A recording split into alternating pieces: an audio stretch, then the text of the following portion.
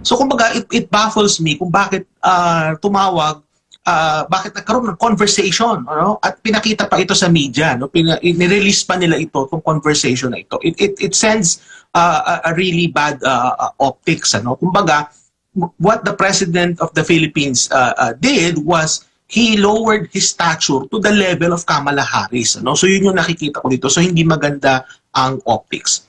Maganda ba ito para sa ekonomiya ng ating bansa? Kasi nakipagtawagan pero hindi doon sa presidente, bagong presidente ng Estados Unidos ang ating Pangulo. Either doon kay outgoing President Biden, tapos yung pinaka-recent atas kay VP Kamala Harris na talo sa nakalipas na halalan.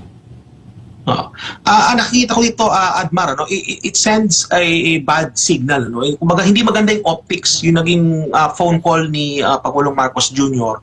kay outgoing US Vice President Kamala Harris. No? Bakit ko nasabing hindi maganda yung optics nito? Unang-una is that the President, he's the President of the Philippines. No? And if he would be talking, it would be appropriate to talk to somebody of his stature, kagaya ni, halimbawa, outgoing President Biden. No? So yun yung kinakailangan tawagan. Si Kamala Harris, I mean, pwede niya sigurong tawagan yon, Admar, pero sana hindi na nila pinablicize yung pagtawag. No? Kasi nangyari, pinakita pa na tumawag. Nagkaroon ng phone call. No? Kamala Harris, not only is she an outgoing Vice President, she lost the election. She lost both in the Electoral College votes and also in the popular vote. No? And Kamala Harris was the worst performing Democrat presidential nominee in a while. No? So kumbaga, it baffles me kung bakit tumawag, bakit nagkaroon ng conversation, ano? At pinakita pa ito sa media. No? Nirelease pa nila ito, itong conversation na ito. It sends a really bad optics. Ano? Kumbaga, what the President of the Philippines did was he lowered his stature to the level of Kamala Harris. No? So yun yung nakikita ko dito. So hindi maganda ang optics. What could have been done here is tumawag si Marcos Jr. kay Donald Trump. No? At mag-usap sila kung paano ma-address itong mga long-standing issues between the Philippines and the United States. So halimbawa, Admar, yung nagbabantang taripa. No? Kasi nga, kung titingnan natin ang datos, Admar, no, we actually enjoy a trade surplus with the United States. Ano? Kumbaga, mas marami tayong ini-export sa US kaysa sa ini-import mula sa kanila. And kung susundan natin yung sinasabi ni Donald Trump, ano, kumbaga ang mga bansa na tinatarget niya sa taripa, yung mga bansa na meron trade deficit ang US. So clearly, may trade deficit ang US with respect to the Philippines. So baka maging target tayo nitong 25% tariffs. Ano? So anong mangyayari sa atin kapag nagkaroon ng taripa? Paano na yung mga ine-export natin papuntang Estados Unidos? Anong magiging epekto nito sa ating ekonomiya? Yan ang mga dapat na ina-address ng ating gobyerno. So kumbaga, alam mo, Admar, itong mga economic threats na ito, no, na nakikita natin na based sa pagpasok nito ni Donald Trump, ano, second Trump administration, hindi lang ito mga economic issues, Admar. These are issues that also relate to national security. Kasi kung titingnan natin, Admar, national security, hindi lang naman ito limited sa internal security threats or external security threats. Halimbawa, kung merong mga bansang gustong sumakop sa atin or internally merong mga terrorist attacks, kung hindi lang limited yan dyan. Pati economic issues can also be part of what we call domestic security.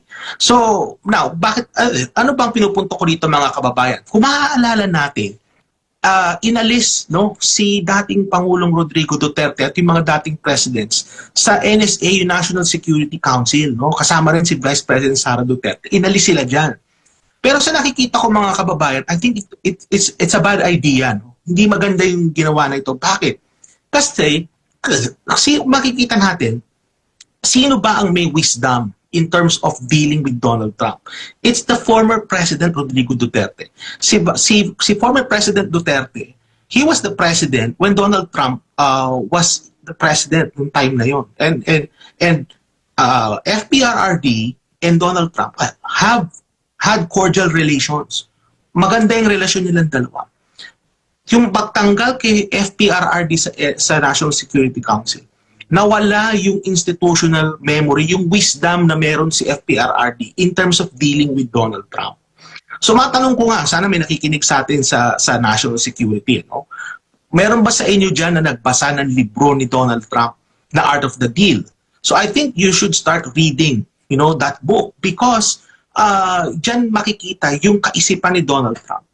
And even without reading the book, President Duterte knew how to deal with Donald Trump.